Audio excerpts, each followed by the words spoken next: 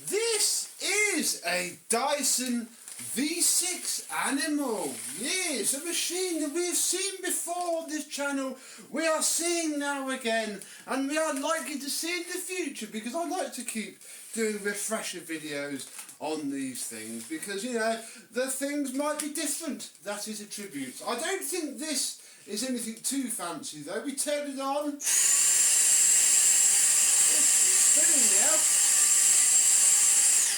The brush roll was pulsing and then pulsing and cutting the machine out and then turning it back on. I have just off camera fiddled with the floor head and it's obviously fixed it. So there we go, job done, thank you for watching, goodbye. But it's not that simple, it's going to go again. So, let's take this V6 apart, get it washed, dried, reassembled and hopefully working perfectly well again for 0 new parts, because the lady said that the battery was providing adequate runtime, so I don't think we need a battery at all. I think it's just got V6-itis. Let's have a look and cure it.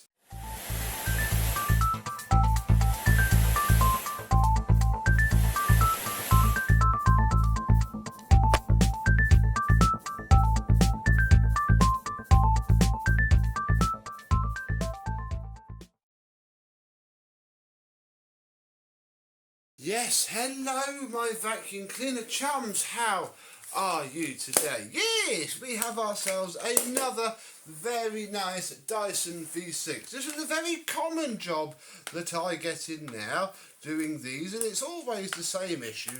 We'll start by taking this off, and we're not clogged up, which isn't too bad. I shall get my parts box here, because, yeah, this needs a refurb anyway, so I may as well talk to you whilst we strip it down. Or, he says, leaning forward to get a little pot for all of the screws that we are about to have. So, to strip one of these V6 heads down, you take out these 2 back screws here, which then releases this wheel, and this wheel will be packed full of dust and crud, which simply gets picked out, and then the rest of it washes out when you get that far down the process. But yeah, you want to pick it all out anyway, so you don't block whatever you wash it with. There we go, that can all go in together. Then we'll take the brush roll out, simple half turn, pop it off, and I think our problem is in here more than anything else, so we shall come to that in a minute. But you also want to take the time to get any hair that is in there out. There's not an awful lot in this, which is good. In fact, this brush roll is quite good indeed. There's a lot in here though. Come on. Oh, very compacted. There we go. Lovely, lovely, lovely. Yeah, brush roll isn't bad. The black bits wear, they all do that, sir. You either don't bother replacing them at all, or go get yourself a new brush roll. They're not too expensive. All of that can be washed as well. Then we need to undo these 2 front screws here. These are small ones. Then this one here, this one's a long one that goes all the way through the machine. Then this small one back here, and there's another small one sat under here like so. Then this top piece will snap off like so. So we can get rid of that, and already we can see where the hair starts to build up in this thing. Oh, don't you just love it? So we'll take out the white wire and the black wire to the motor. They're completely different sizes, so you don't even have to worry about getting that the right way around. And then you can pivot the motor up, and it and this white bit here should just come out. There's the motor. Right, there you go. It's all stuck down with crud. How lovely. Then there's another screw which sits here, which holds this white cover on, which is what holds these wires in that run through the bottom. Simply pop them, pull them, poke them, pry them, whatever, and you pull them out, and then this will fiddle if you pull it out. There is a little notch there which aligns that little metal pin there. So fairly self-explanatory. Oh, our black wire is caught. And I don't wash that bit, I just leave that bit exactly as it is. This can all be washed as whole. You can see there's grime absolutely everywhere, and all of this doesn't help matters anyway. It's not going to be what's killing it though. What's going to be what's killing it, again look, you can clean this out because you can get to it. What's going to be killing it is, oh, let me just put my phone on silent because otherwise you're just going to get bombarded with messages. Take off the rubber boot. I also take off this because A, you can wash them, don't know why I put them in there, but B, you've got to get all the hair out because the hair is what overheats these and makes them die. This one's not horrific, but again, you want to get it all out. You can unscrew the motor from the mount, but it stands off just enough for you to get in there. Next, undo this screw in here.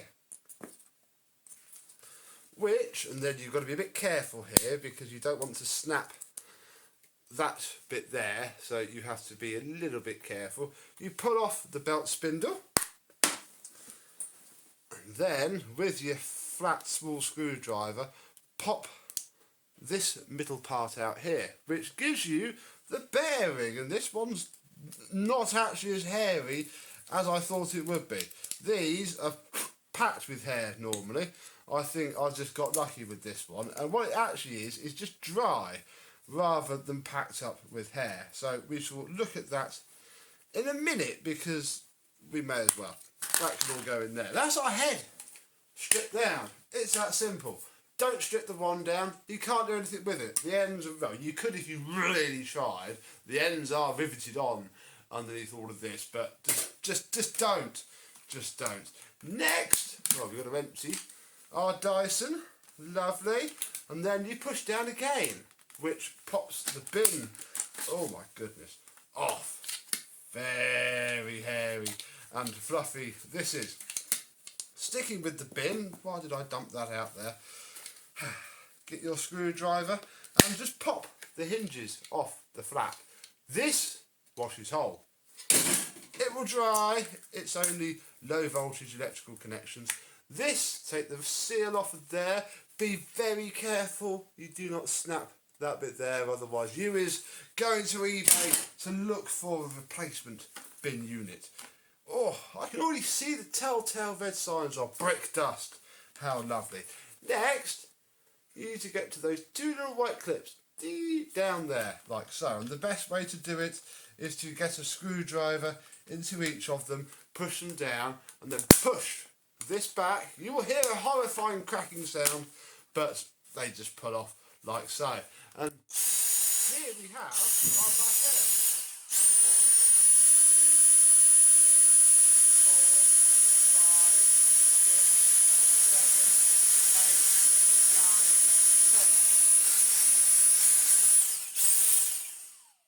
10 seconds on max. If your cordless lasts 10 seconds or more on max, your battery's alright. Buy a new one if you want. But when they literally run for a second or two on max and then die, but run a bit longer on low, that is when the battery is cream crackered and needs to be replaced. I think that battery's fine. I think she just needs a refurb. So, we shall take this rubber seal off. Then, you have to be a little bit careful here, you don't want to deform this too much. You need to get around this gap here and pop the clips for the shroud. And then, when you've done them all, the shroud, ooh, yeah, death by DIY. Oh my goodness me. Whew. This is what they do, look. I mean, yes, there's a lot of brick dust there, but all that fluff and dust is just what Dyson V6s do. All Dysons do it. The newer ones included, although the V11 design helps it out a little bit. Right, this is where I might do a little bit of editing, because you have to dig out, and you do have to dig out the screws, because they will be absolutely buried in rubbish. Undo the 4 screws holding the outer cones on.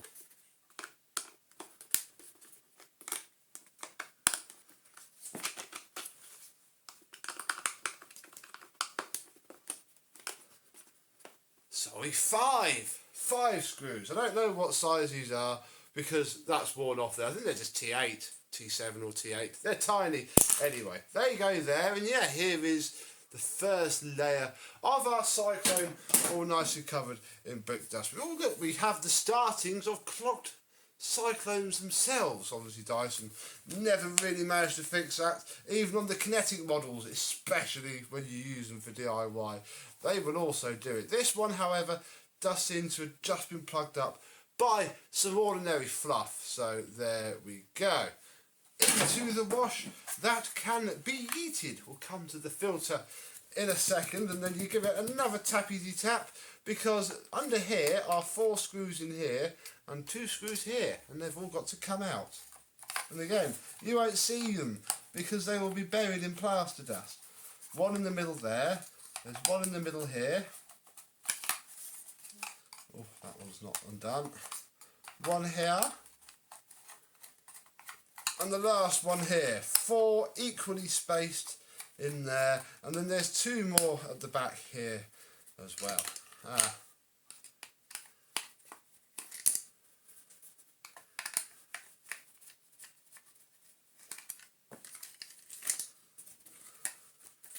And with that, the Cyclone can come off. You can rescue your screws from the disgusting state that your workplace should not be in. And then we can start pulling off all the gaskets. Mind this little black one, it is quite fragile, but equally, if it rips, once, it's okay, because it sits in there quite nicely. And yeah, we can pull apart, all of our Cyclone. That rubber seal is moulded onto that piece and should not come off. And yeah, all of this can go into the wash. Very nice indeed. And finally, for this stage, the filter. When she dropped it off, she told me, oh, I've washed the filter. And I'm sure she has, by rinsing it under the tap, just like Dyson tell you to. However, what she hasn't done is taken the sock off of the filter. So what happens is that you basically just wash all of the crud inside of it until it turns into cement. Bit that Dyson never said about with these type of filters, and they all do it to a degree. It's made worse when you give it DIY hell. And then this bit here, which is absolutely clogged up because obviously you've only given it a rinse on the outside. This isn't a genuine filter either, I don't think, but that's not important. This can go through the washing machine and will not look anything like that afterwards. This bit can just be washed up, although be careful when you open it up that you don't deform that edge too much, because it has to fit inside of this piece here. It has to, no, not that piece there. Where do you go? What do you do? It'll be this piece here. It's quite a tight fit. And there, yeah, and it seals down into there like so. And it can all go in the wash. This can go in the washing machine, and with just a fancy video transition, we'll be ready to put this thing back together. Crikey. And after a good wash, which is pretty much all this needed, quick wash, nice buff off to get the watermarks off, we have ourselves a Dyson V6 laid out in front of us. And, we can do the quick wins to make some space by pushing this seal back into the bottom flap.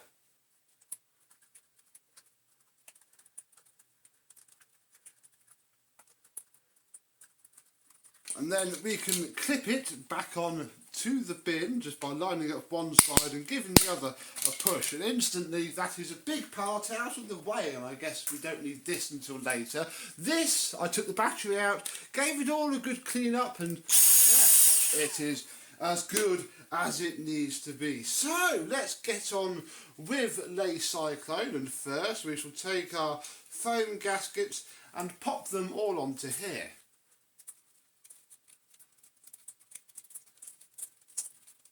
We can then take this one, which did split, just like I say, they often do, but you don't need to worry. By the time it goes back in there, look, it all sits nice and flat. You just got to sort of check it doesn't flop around whilst you put it in. But yeah, once it's in there, look, the 2 parts line up, and that's going to be just as it needs to be. So we can pop this in here, actually. It sort of sits loosely on there. Then you take this part and push this up, sort of only goes in one way, push those up together until that clip there lines up with the notch.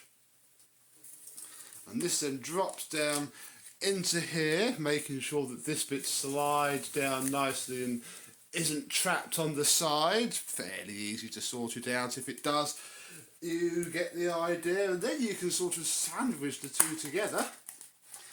Nice and flush, as long as it sits square, you're done. And then put all the screws back in. Which you can see the location now. Look, those holes in the lower layer, and then the two at the back there. Then when the screws are all in place, pop the rubber seal on, because it is so much easier now than when you forget and it's on the cleaner and you can't quite be bothered to take the whole thing back apart again. Then we'll get our inner piece and it just pushes on like so. Then we get the inner cones, pop those on, and then it's another round of doing up screws. Yay! With that firmly screwed in, we can take our shroud and notch to notch, click it on, and this is where you didn't want to muller it on removal, because it has to click in and literally all has to sit pretty dang flush all around that edge, otherwise it binds up. This is especially important on V7 and V8s, annoyingly. Then we can take this and pivot the top in and just push it until it falls off. It does just click in, you just got to push the clips apart. There we go. Job done like so.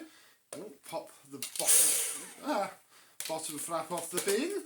Click the bin on and pop that back on, and take our filter, and this is exactly the same filter that came out of this machine.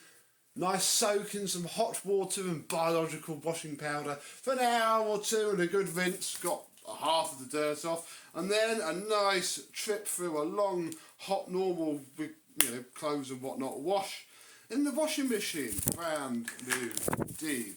Pop our filter in, and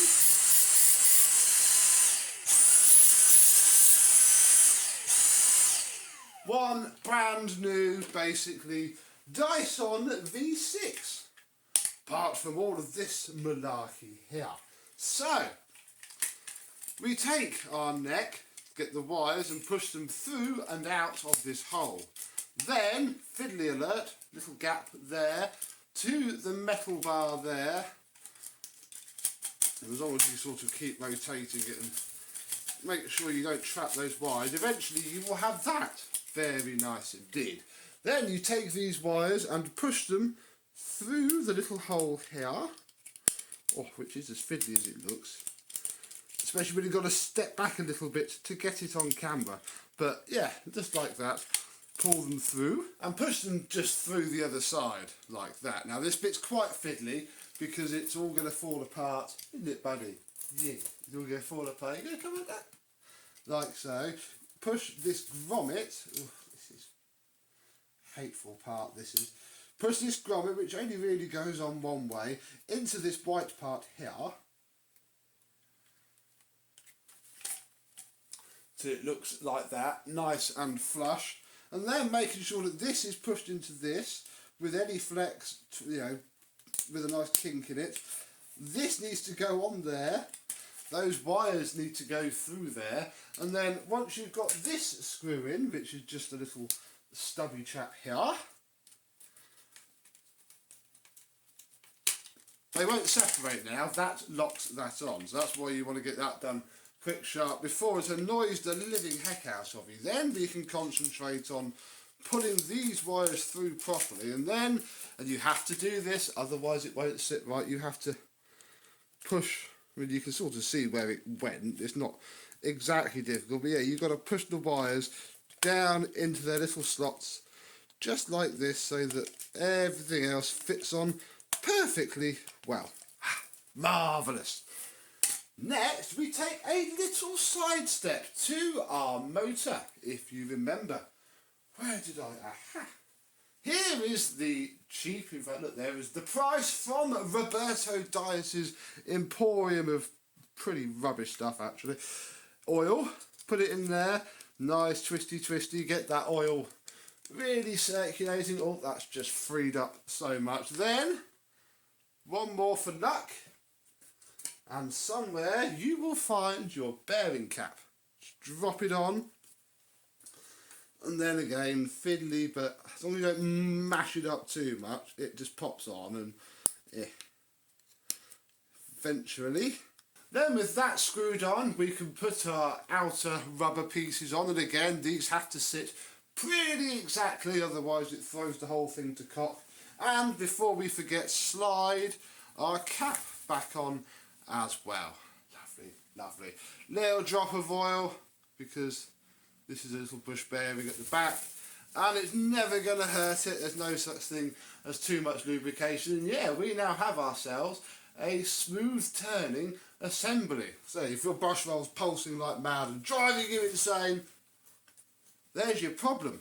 You can then push this in, and again, fiddly but doable, and rotate it down, put the wires onto the terminals, pretty simple, and then push it down fully home like so, and yeah, that's all got to line up nicely, which it does. If you've got your oil out, stick a little smear around there and you'll be okay. Then we can fit the front like so. Then we can fit the back, which, yeah, clickety click, click, click. Then put all the screws back in, with this longest one here going there, because it goes right through and clamps the top to the bottom nicely. And then, yeah, all of the rest which go around the edges. Then put the rear wheels in, which are now nice and bouncy, thanks to not being gummed up with fluff, and this also forms part of the whole thing that keeps the neck on. And then there are your last two screws. If you have screws left over, oh dear, although if they came from the depths of there, you're fine missing one out really. But you shouldn't, you should always keep track of your screws. Marvellous. Oh, hang on. Oh, there we go. I thought I made it a one-way twist, but I haven't. It just needs the right angle. Fair enough. Then we'll put this piece back on, the back part, and I haven't quite got the correct big screwdriver, but it goes on okay there. Oh, look, I didn't clean out those bits so well. I don't think anybody's going to notice. It's certainly a lot cleaner than it was, but trashed as they get.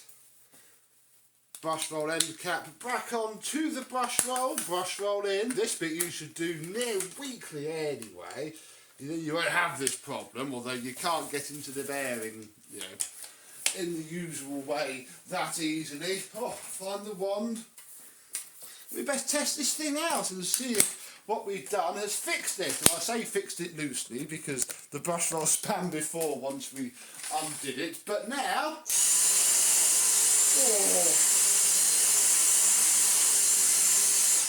yeah, don't want to get too dirty. Oh gosh, look,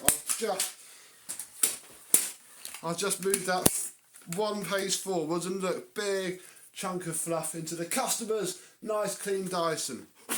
Oh dear. But yeah, nice, simple, quick, pretty much real time. You're waiting around for it to dry, but you know, that's not too bad. Oh, focus on the vacuum, not me.